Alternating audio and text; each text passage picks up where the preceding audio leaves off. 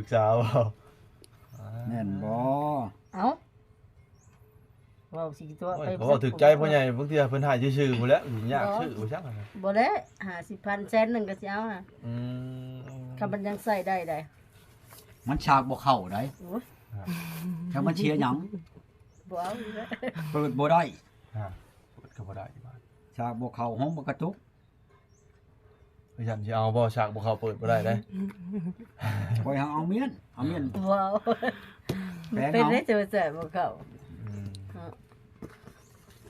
ก้นมันเป็นน้ำก้นมันกันนะ น้ำก้นสะก้นยังมาก คนเชฟนะ แต่ของข่อยนี่ยังสะง่ายเพราะว่าเจ้าเป็นท่านบ่ไปถ่ายก้นมัน โทรเราบ่พ่อใหญ่นะ โทษชะหมอนี่ ได้เบอร์แล้วโทรแล้วเนาะ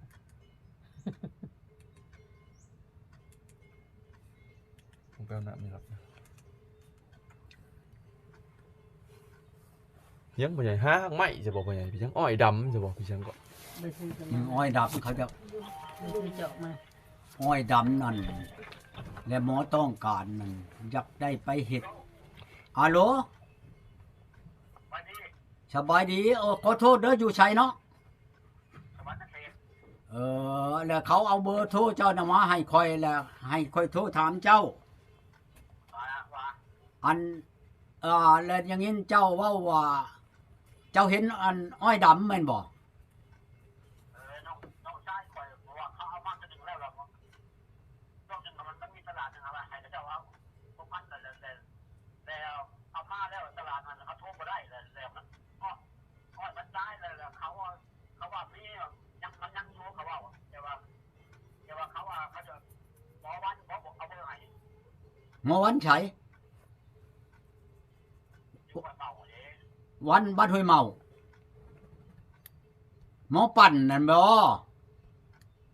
แล้วหมอวันปั้นบริวัน ปั่นบ่แม่นวันบ่มีดอกบ้านห้วยเมาน่ะบอกวันเยอะมันก็ดีแต่เฮิงแหละมีแต่ปั่นนั่นแหละหมอปั่นแล้วเอาเบอร์เจ้านี่ให้ข่อยดีนี่ก็ดีพอบักลั่นนั่น แต่ว่าบอลผูกเขาที่อ้อยเขาแบบถ่ายรูปไปแล้วมันคอมมิตโทรศัพท์ถ่ายรูปแต่น้องได้คอยมันอยู่เมื่อคุณครับเลยกับน้องหักมันน่ะเขาว่ามันไปจะไปใกล้ไปกับคาร์ลล่า2 ล้านอีกแล้วเขาว่าอะไรอยู่ต่างหากเลยแหละเขาฟ้องมันต่างล้านนึงเขา โธ่อยู่ใช้อันเงินอันนั้นค่ารถอันบ่หรือว่า อันค่าไปมานี่2 ล้านกี่ ขาไปมาน่ะ2 ล้านอีกแต่เขาว่ามีกันที่เห็นตัวนี้ตัวอาจารย์จะเอาไปทันหาบ่ พังข่อยสิเว้านำเจ้า บอกว่า เว้าจังซี่ซะคันว่าเจ้ามีนั่นข่อยสิเอารถข่อยเองขึ้นไปเอาข่อยบ่ได้ขีดคุณค่าหยังคันมันมีแท้คันบ่มีแท้แล้วเจ้าใช้ค่าน้ำมันเอาบ่ เขาว่า ฮะ ตลาดพ่อปั้นว่าไปถ่ายคลิปใส่ห้อยให้เขามาเลยมันชื่อจะเป็นในโอเคแต่เป็นเองเป็นชื่อเอา เรื่องตลาด เขาจะชื่อรับกระดาษเขียวเขาว่า วันนี้บอลก็เจ้าวันนึงบอลเขาจะไปเอาเขาจะไปต้องมันเคยทำไทยพูดแต่พี่น้องครับคนที่ปากกันมันก็ว่ามันคุณทำมันว่าเขาคิดว่าไงไอ้การทำไปการมากับขาไปครับ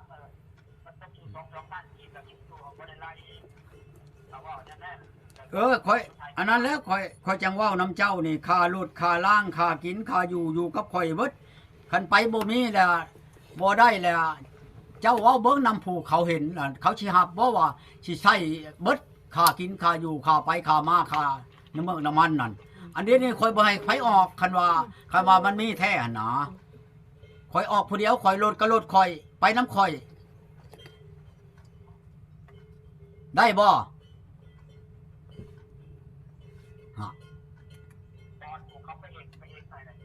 ฮะ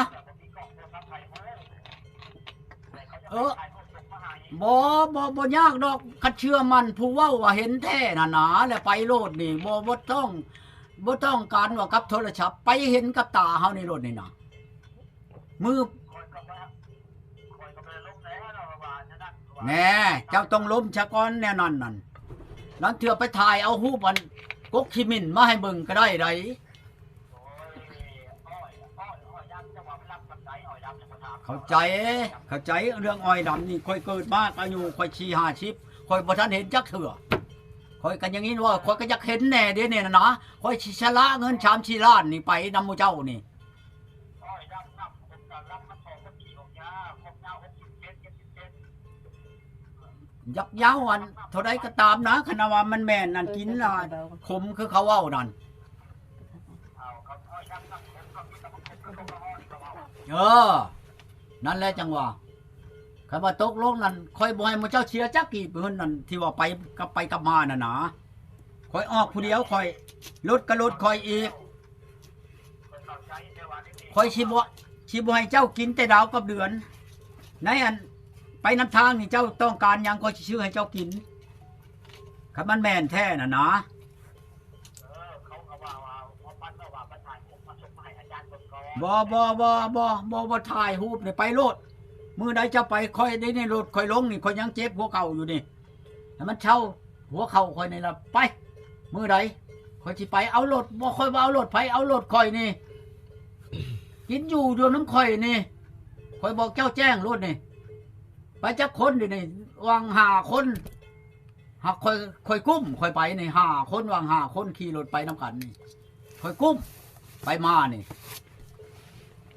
ข่อยบอกเจ้าแจ้งรถเลยนี่เข้าใจบ่ เขาได้บอลเขาถึงมากไปอยู่